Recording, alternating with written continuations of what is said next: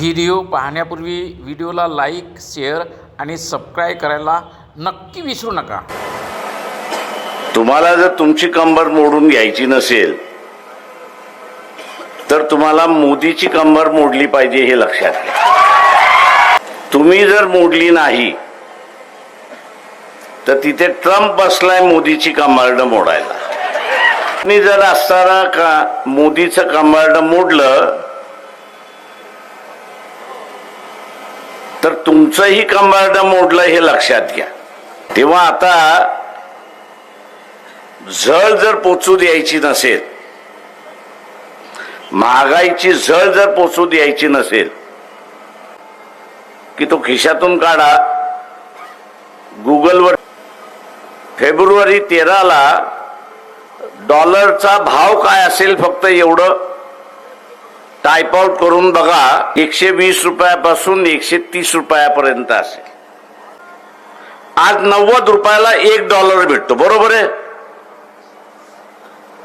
फेब्रुवारीला तो असणारा 120 रुपयाला खरेदी करायचा असेल तर काय करावं? आता हे 30 रुपये सरकारच्या खिशातून जाणार, बरोबर।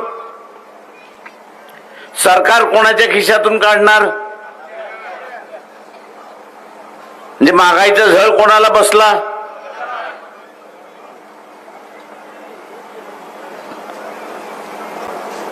आता हा 130 का जाणार त्याचं कारण मी आपल्याला सांगतो।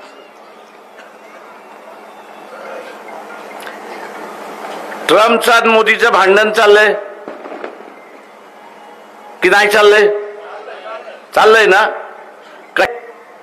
की रशियाचं तेल भारत विकतोय,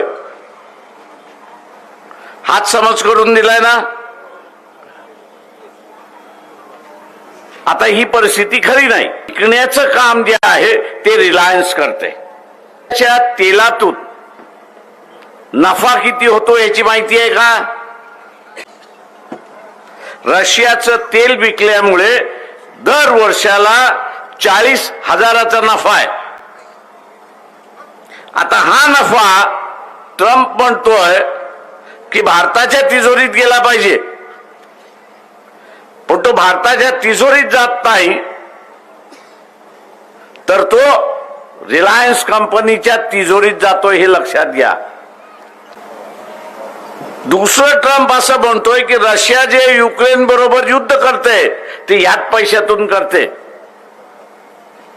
आता हा जो रिलायन्सच्या तिजोरीमध्ये 40,000 कोटी चाललेला आहे तो जर भारताच्या तिजोरीमध्ये आला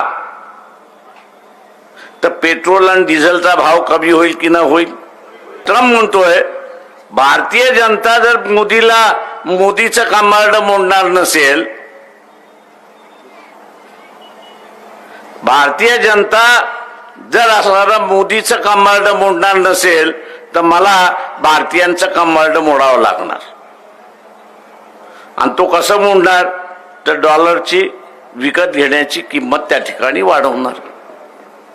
महागाई पाहिजे असेल तर खुशाल मोदीला मत द्या।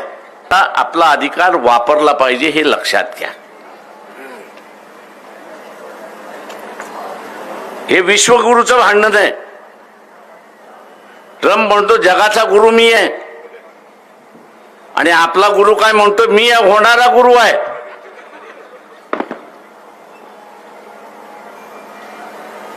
ट्रम्प म्हणतो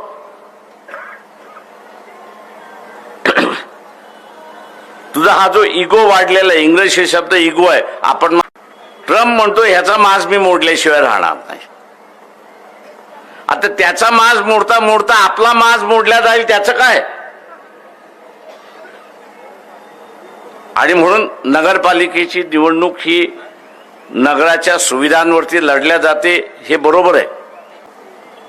काय संदेश द्यायचा आहे की याचा माज तू मोडायला येऊ नको, आम्हीच याचा माज मोडून टाकतो। याच्या विरोधात मतदान देऊन आम्ही याचा असणारा माज मोडतो, तू येण्याच्या भानगडीत पडू नको।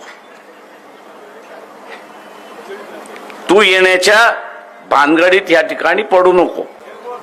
बिदरमध्ये एअरफोर्स आहे, तुम्ही जर मोडलं नाही कमांड मोदीचं, तर आर्मी चीफ यांनी महिना सव्वा महिन्याच्या अगोदर एक स्टेटमेंट केलं होतं.